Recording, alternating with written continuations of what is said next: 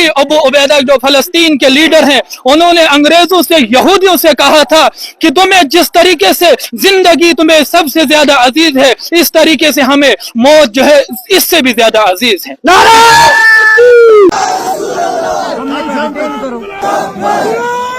गुस्ताखों को फांसी दो, फांसी दो, इस्लाम के गुस्ताखों को फांसी दो, मुर्दाबाद, नारा तकबीर, अल्लाहू अकबर, इस्लाम जिंदाबाद, फांसी दो, जो हमसे टकराएगा जो हमसे टकराएगा चोर चोर हो जाए।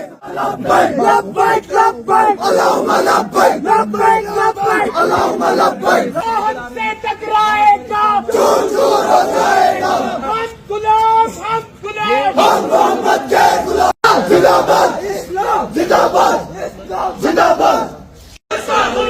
अचानक से डिस्टर्बेंस हुआ है, ये क्या वजह क्या है?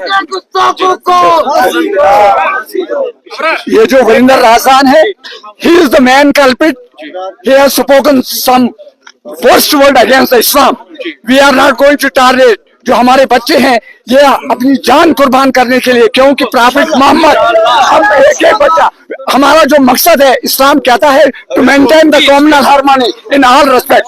हमारा मजहब है, अगर कोई हिंदू धर्म के खिलाफ, हम उसको नहीं बर्दाश्त करें। अपने मजहब से, अगर हमारे मजहब से कोई हिंदू धर्म के खिलाफ बोलेगा, हम कभी बर्दाश्त नहीं करेंगे। We will take action against that culprit, but unfortunately that element is going to jeopardize whole the atmosphere of country, not Bhadrava, but throughout the country.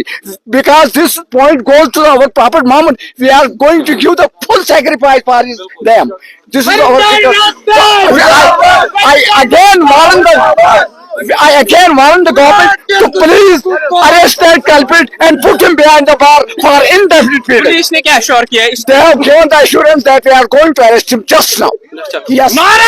इमाम साहब मेरे साथ है। इमाम साहब क्या कहेंगे इस वक्त जो हालात बनी हुई है? बिस्मिल्लाहिर्रहमानिर्रहीम। जैसे कि हम सब जानते हैं इस वक्त कि यहाँ पर एक बंदे ने गुस्ताखी की है और वो जिम्मेदार है किसी मजहब का।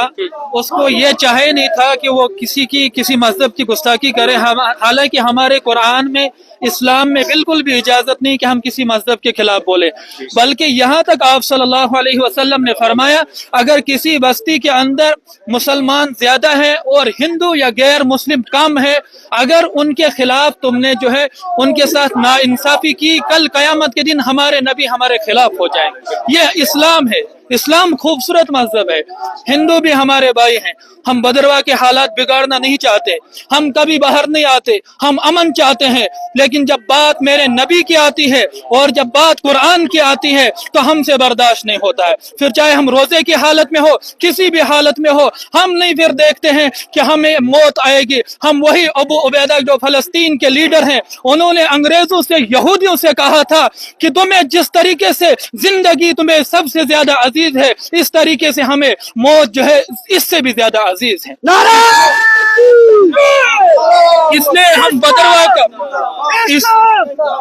इसलिए हम बदरवा का अमन खराब नहीं करना चाहते।